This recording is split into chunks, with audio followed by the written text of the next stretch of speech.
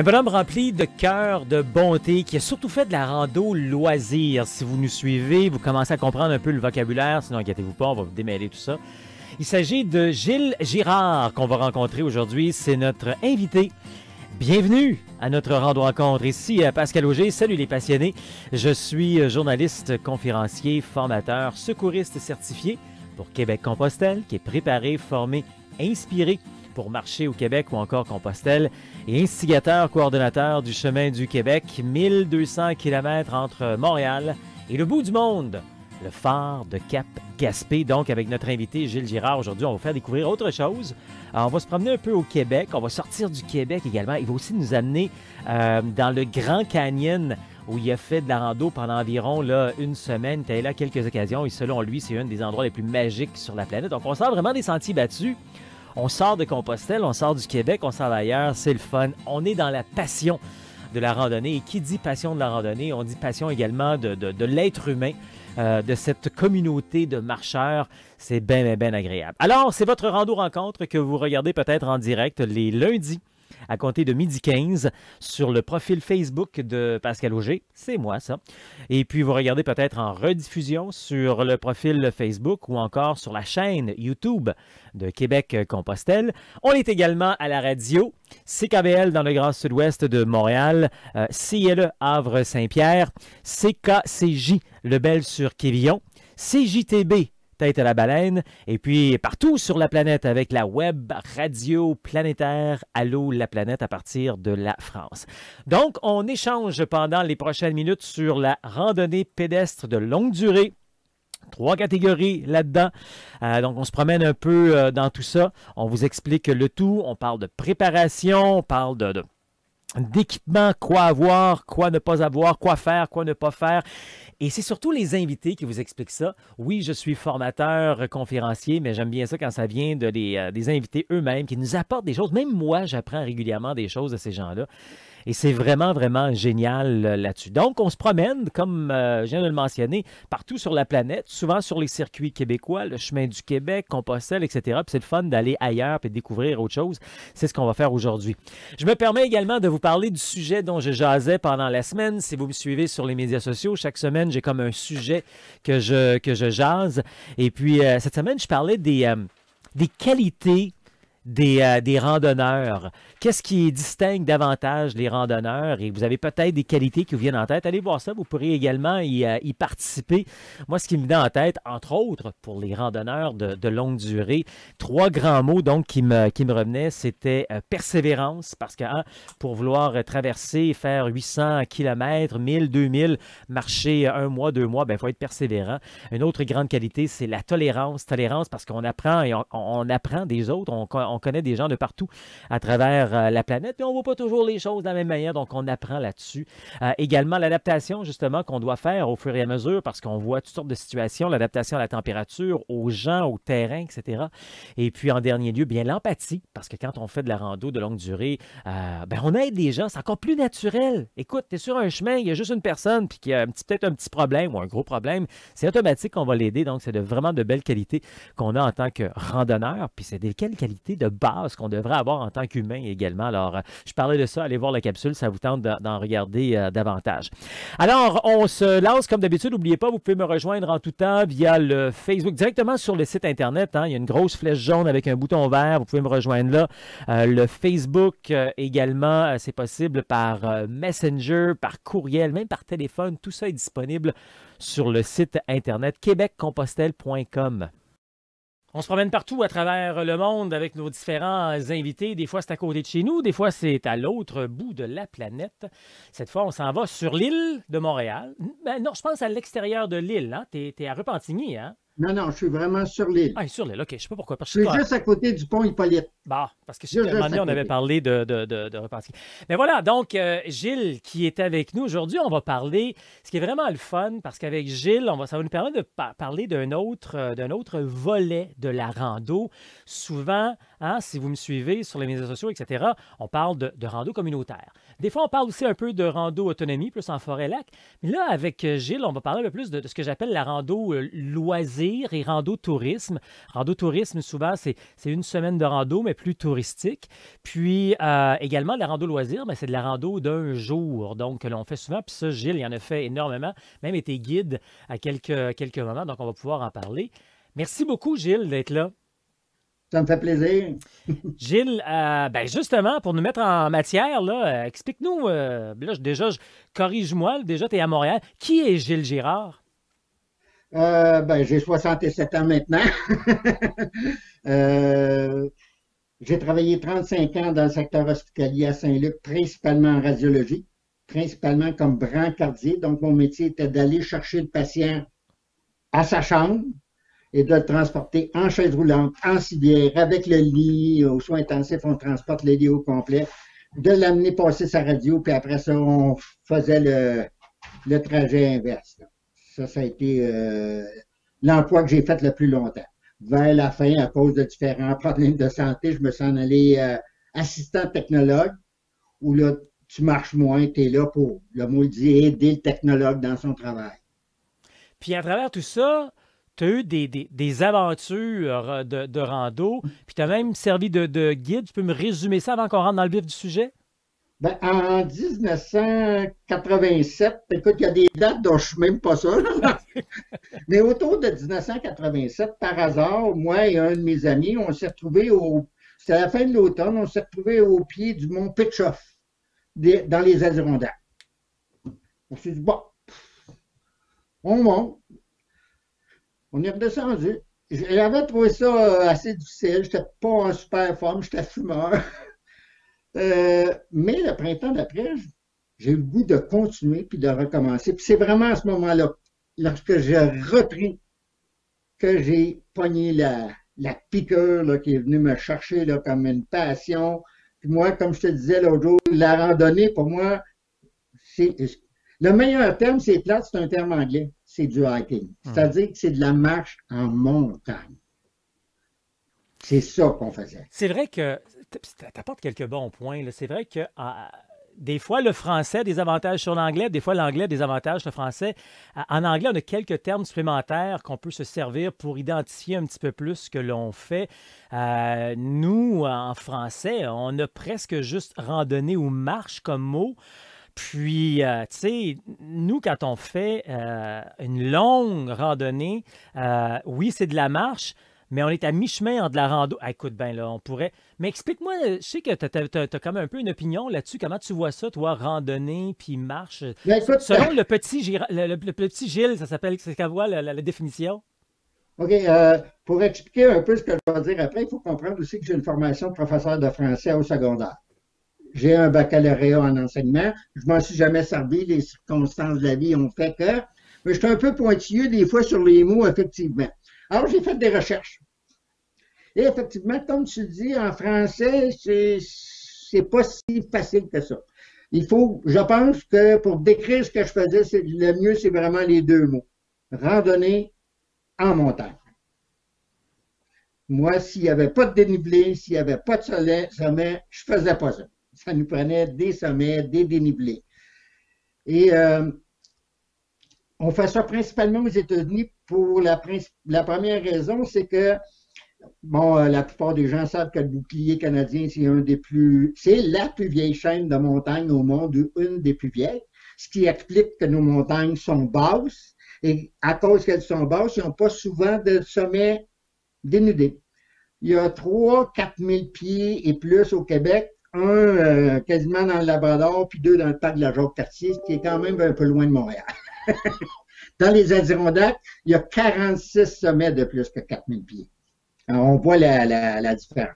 Donc, on a les Adirondacks, c'est dans l'État de New York, dans le coin de Lake Placid. Les Appalaches, les Appalaches qui comprennent le New Hampshire, le Maine, et il y en a un autre que j'oublie là tout d'un coup, le Vermont. Alors, j'ai commencé à faire ça. Là, il y a du monde qui ont commencé à s'intéresser, à dire on y va avec toi. Puis, à un moment donné, j'ai été approché par un homme qui s'appelle André Aubry, qui était président d'une espèce de club de rencontres sociales et sportives pour célibataires. Puis, il m'a dit écoute, tenterais-tu d'organiser des randonnées pour moi? J'ai dit oui, mais là, vu que ça prenait une allure un peu plus officielle, je me suis dit, je vais prendre un cours de carte et boussole, parce qu'évidemment, il n'existait pas à l'époque de formation. Je me suis dit, moi, je vais me prendre une. Je m'en suis jamais servi, là, parce que je l'ai un peu moins, mais j'avais un sens de l'orientation dans le bois. J'avais un GPS de bois. Je me perdais dans les villes, mais jamais dans le bois. Et j'ai pris un cours de premier soin pour s'y arrivait quelque chose, parce que là, ça devenait plus officiel. Donc là, juste pour faire les liens, revenir à ce qu'on disait tantôt, pour toi, de la rando, c'est plus quand il y a de la montagne. Et quand c'est pas de la montagne, c'est plus de la marche. Donc, des marches de longue durée, comme tu l'as jamais fait, mais pour toi, Compostelle, c'est plus une marche finalement. Ben, c'est un pèlerinage pour certains. Compostelle, on pourrait dire que c'est une combinaison des deux. Oui, c'est ça. Je considère Compostelle comme une randonnée. OK. Parce que quand même, si tu regardes le schéma, là, c'est pas. Parce que ça dépend aussi quel chemin on prend à Compostelle. Là, je veux dire, on peut prendre. Quand on est dans les Pyrénées, c'est quelque chose. Quand on est dans la Meseta, c'est plus plat. C'est le même principe quand on marche sur le chemin du Québec également. Au Québec, c'est vrai que c'est assez plat. Quand on regarde les dénivelés et les élévations, c'est pas très haut. Tu sais, je veux dire, quand on se ramasse en Gaspésie à 500 mètres, c'est pas nécessairement très, très haut. Il y a des fois que les dénivelés sont assez solides, là, mais quand même, c'est pas si prononcé que ça, là. Non, mais. Je dis pas que c'est mieux, c'est juste, je pense qu'il faut préciser. Oui. Souvent, ce que vous faites, moi j'appelle ça de la randonnée urbaine. Ouais. Qui est bien différente de la randonnée de montagne, évidemment. Mais tu vois, on y a trouvé un terme un peu plus joli, la rando communautaire. Ouais. Hein? C'est bien. Une communauté de marcheurs qui se promènent d'une communauté à l'autre. Oui. Est-ce que ça passe avec le prof, ça? Oui. Allez, revenons à tes expériences, là, parce que là, tu nous disais que quelqu'un t'a approché pour faire des rencontres. J'arrive. Donc, là, j'ai commencé à guider de façon professionnelle, si tu veux, tout en gardant mon travail. Là, en même temps, moi puis d'autres de mes amis, 3 de mes amis, on a décidé qu'on s'en allait au Grand Canyon du Colorado. On a commencé à préparer l'expédition. On n'est pas bon dans tout, il n'y a personne de bon dans tout, mais préparer des voyages, c'est ma spécialité. Je suis un maniaque de la préparation, de la planification. On m'a même déjà dit, tu as oublié de marquer l'heure à laquelle j'ai le droit d'aller pisser, tu sais, en voulant dire que tout était comme cédulé. Alors, on a fait notre premier voyage au Grand Canyon en 89 et là, j'ai vécu ma première expérience de longue randonnée en autonomie complète à l'intérieur du Grand Canyon. Wow! Ça, il faut faire ça en mai ou en octobre. Tu ne vas pas faire ça en juin, là, parce que tu ne reviendras pas. Pourquoi? Trop chaud? Il fait trop chaud. Oui. Trop chaud. Beaucoup trop chaud. En plus, comme il fait très chaud, tu as de la misère à trouver l'eau. Et de l'eau là-bas, c'est. C'est de l'or, hein? C'est pas rien que c'est rare, c'est que c'est absolument essentiel. Là. Tu peux pas. Non, mais c'est ça, je veux dire, c'est de l'or, l'eau là-bas. C'est de l'or, oui, ça vaut de l'or. Alors, vite dit, on descend par la South Cape Bab Trail. C'est 7 heures de descente avec le gros pack-sac sur le dos. Là. Wow. C'est du sport. On campe à Bright Angel Campground, qui est vraiment dans le fond du Grand Canyon. C'est un dénivelé, une différence d'à peu près 6000 pieds. C'est un gros dénivelé. Là. C'est pas mais c'est pas très abrupt parce que ça va en serpentant. On amenait 4 litres d'eau. Puis à la fin de la journée, il n'en restait pas beaucoup. À toutes les 15 minutes, on s'arrête pour boire et on boit de petites gorgées. Pour ne pas boire des grandes gorgées parce que ça peut nous amener à les rendre, si tu veux. Il faut éviter les choses comme le Gatorade ou être absolument sûr que nous autres, on est habitués avec ça. Là. Si tu n'es pas habitué avec la chaleur et tout, ça peut aussi. Le lendemain, c'est 9 heures. Là, je te parle du 6 jours. Le 6 jours, le lendemain, c'était 9 heures de marche. On partait du campement pour aller à l'autre camping qui est permis parce qu'il n'est pas permis de camper partout, pour aller à Clear Creek.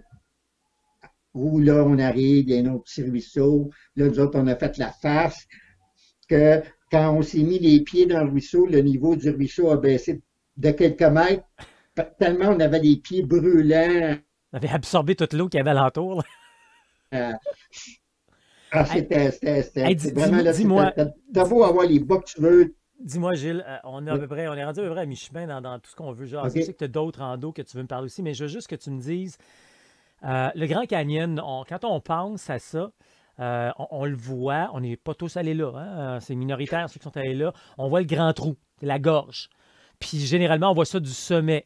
Toi, tu es allé dans le creux, dans le fond. Résume-moi ça en une minute, là. C'est quoi l'expérience d'être dans la gorge du canyon? Oh boy. Évidemment, tout le monde ne réagit pas pareil, mais il y a quand même des commentaires qui reviennent à toutes les fois parce que j'y ai été plusieurs fois. Deux fois, comme je te dis, pour le 6 jours. Puis quatre fois, je pense, pour le 3 jours. C'était moins difficile un peu. Et c'est toujours, d'abord, c'est l'immensité. Ce qui te frappe en premier, c'est cette. Il n'y a pas une caméra, il n'y a pas un livre. Tu vas voir le film sur IMAX qui te donne, j'en parle, j'ai les frissons qui te passent sur. C'est cette immensité absolument incroyable. Puis là, nous autres, quand on est en haut, on pense qu'on aperçoit le petit ruisseau qu'on va traverser. Puis là, quand je dis à mes clients, on s'en va camper de l'autre côté du ruisseau, ils me regardent en disant mais t'es un malade mental. Dis-moi, Mais dis-moi, quand on. Faut vraiment qu'on parle de tes autres randos aussi, sinon on va en avoir pour 3 heures. Mais en terminant, là, sur le canyon, là, je sais pas, là, j'ai plein d'affaires qui me viennent. Tu sais, moi, les gens, des fois, quand ils vont aller marcher au Québec, surtout, moi et Compostelle, mais au Québec, ils ont peur des ours. Vous autres, là, c'est pas des ours, là, c'est quoi? C'est des coyotes, des serpents. Qu'est-ce qu'il y a qu'est-ce qu'il y a comme en bébé fait, dans c'est le fond qu'on a du peur de canyon? tout parce qu'il faut que tu comprennes qu'en haut, c'est 7000 pieds. Moi, je m'exprime en pieds parce que les autres, ils ont regardé les pieds, les Américains. Donc, je suis Oui. habitué à leur hauteur aux autres. C'est environ 5200 pieds si ma mémoire est bonne. C'est une forêt de type canadienne. OK, il y a de la forêt en haut du canyon. Tu vois, je savais pas. Oui, il y a Moi, je des pensais que ours. c'est. Moi, j'ai vu des films, Thelma et Louise, là, puis il n'y a rien, là. Il y a peut-être pas des ours, mais il y a des animaux qu'on OK. qualifierait de nordiques, si tu veux. Oui, OK, d'accord. OK. Mais plus tu descends, en fait, partir d'en haut du Grand Canyon jusqu'en bas, c'est comme si tu marchais de l'Abitibi au Mexique en 7 Wow. heures. Wow. Hey, quelle image. Bravo à l'image que tu viens de nous mettre dans la tête, là, parce que là, vraiment, on comprend, là. Tu passes par différentes végétations, Génial. tu passes par différentes roches, un fait qui va intéresser tout le monde. Dans le fond du canyon, il n'y a même pas de fossiles. Parce que ces roches-là étaient là avant que la vie apparaisse sur Terre. Les fossiles sont plus hauts. OK, monsieur le professeur, il faut qu'on change de sujet. Mais juste en terminant, vous avez marché combien de kilomètres au total là, dans le canyon? Le plus long que tu as déjà fait, c'était quoi? Ça serait venu à la discussion. Je ne suis pas un compteur de kilomètres, je vais te dire honnêtement. Ah, puis Je c'est pas l'ai une déjà. compétition, c'est pas une histoire de compétition, c'est juste voir combien vous avez pu faire en une semaine environ de distance. Écoute, 11 000.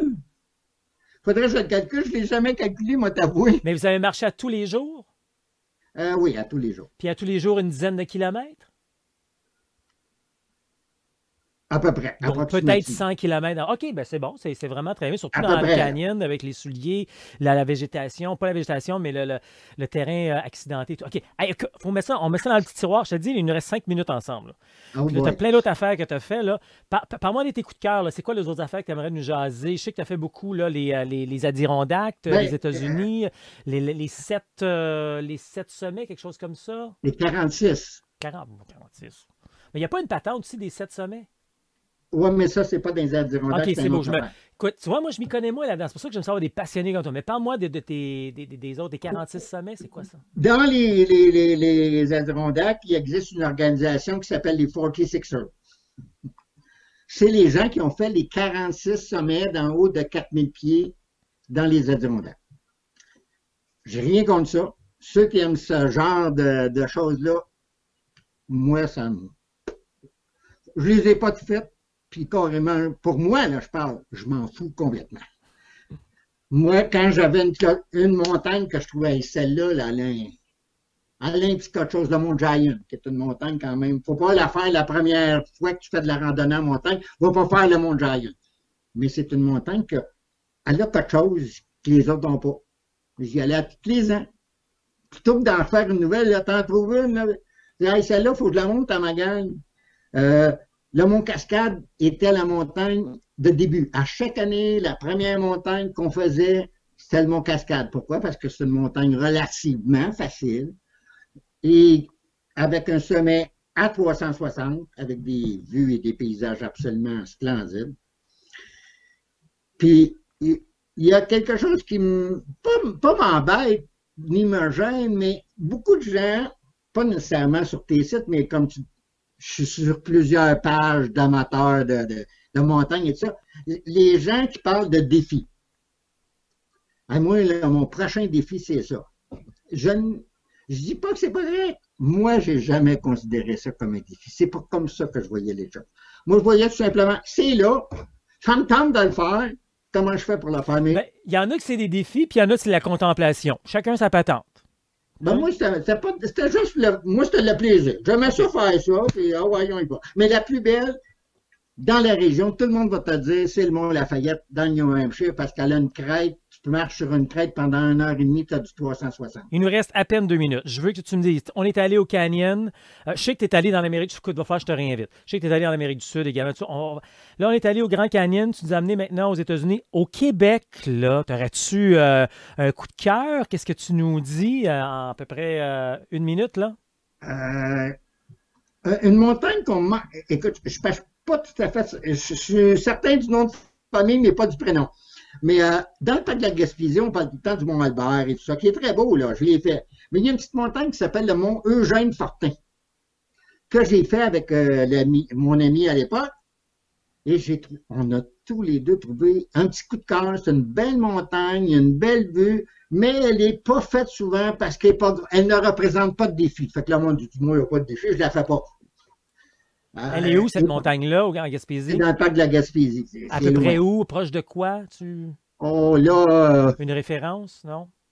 si tu vas dans OK. le site du parc de la Gaspésie, tu devrais pouvoir la Super. trouver relativement facilement. Au Québec, il y a eu, j'essaie de me souvenir de son nom, lui, il y en a un dans le parc de Harford, mais le nom m'échappe. Je pense que c'est le Mont Chauve.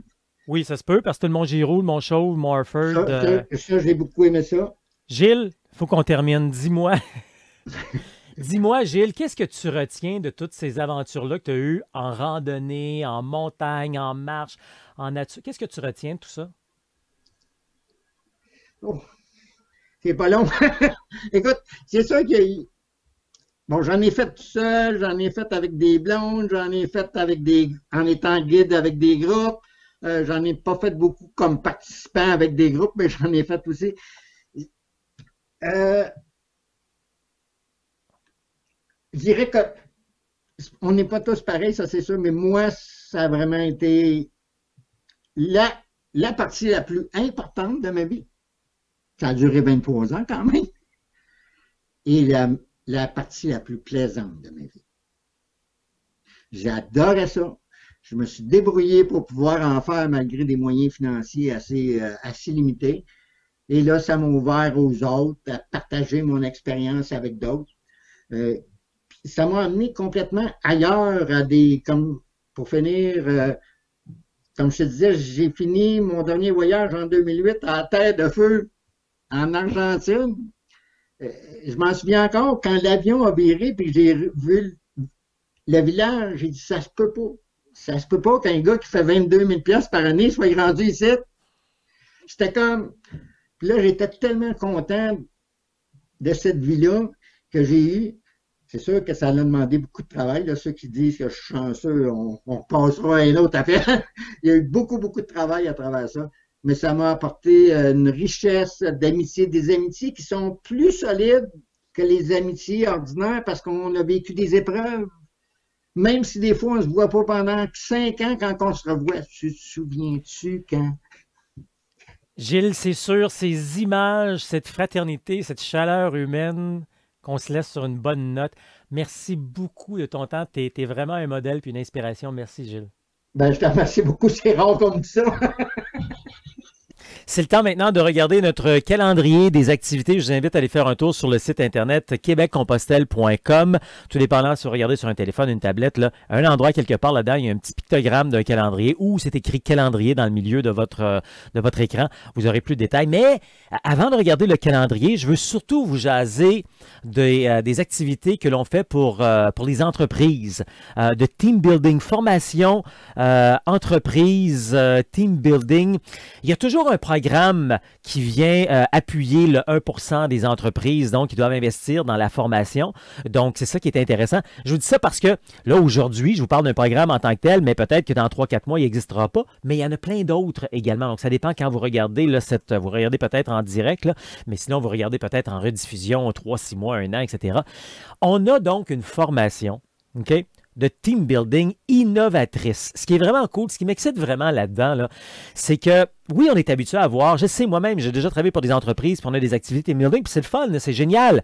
C'est généralement, tu sais, dans le même genre d'encadrement et tout, mais nous, on innove parce que on prend ces activités de team building-là, puis on vous met sur le terrain, on fait un mélange avec le plein air. Une entreprise en santé, c'est rentable. Et quelle est notre richesse la plus importante dans une entreprise? Nos employés. On veut qu'ils soient en forme physiquement, on veut qu'ils soient en forme mentalement, on ne veut pas d'abord d'absentéisme, ça coûte cher l'absentéisme. Puis une des meilleures manières, c'est avec le plein air. Et qui dit plein air dit la randonnée pédestre de longue durée. Quand on fait de la randonnée, on décroche. Puis, si on le fait avec une équipe de travail, on crée des liens différents. On comprend le principe du team building, hein? C'est de sortir du cadre du travail pour apprendre à mieux à se connaître, pour mieux travailler ensuite. Ben nous, en plus, on le fait avec la randonnée pédestre de longue durée. C'est vraiment une coche de plus, je trouve, là-dessus. Alors, regardez, vous allez faire un tour. Je vous invite à aller faire un tour donc, sur le site internet québeccompostelle.com dans l'onglet corporatif. Donc, tous les programmes sont là. Présentement, à l'heure que je vous parle, là, alors qu'on fait cette diffusion, il y a un programme qui s'appelle le PACME. Donc, un programme qui permet d'avoir une subvention à 100% pour votre entreprise. Donc, ça couvre tous les coûts pour que des gens chez vous aient ce team building, donc de formation team building. Alors, vous allez faire un tour sur le site, vous allez avoir tous les détails là-dessus. Et si jamais ce programme-là, il est terminé, écoutez, aucun problème.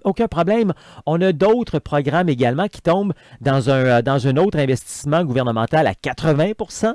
Sinon, on a d'autres qui tombent dans le 1% que toutes les entreprises doivent investir dans la formation. Tout ça pour vous dire là, que sur le site Internet, Québec-Compostelle, l'onglet corporatif, on a vraiment de beaux programmes de team building innovateurs pour votre entreprise. Alors, c'est à voir. Écoutez, rapidement, je vais manquer de temps, mais on va faire un tour sur le site internet québeccompostelle.com. On va voir le calendrier des prochaines activités. Je suis très excité également à vous dire qu'on reprend nos randonnées à partir des prochains jours. Alors, ça vous tente de vous joindre à nous pour une randonnée d'1 jour qu'on appelle les randos initiation retrouvailles ou les randos d'une semaine qu'on appelle des randos séjours sur le chemin du Québec toujours. Les activités reprennent de plus en plus. Sinon, il y a possibilité de devenir membre. Quand on est membre, on a tout un programme de formation qui est inclus. Sinon, si on veut juste avoir les ateliers en ligne, c'est possible également, etc. On a aussi la formation de week-end qui s'appelle les week-ends formation rando, ainsi de suite. Donc, allez faire un tour sur le site Internet. Vous aurez tous les détails là-dessus.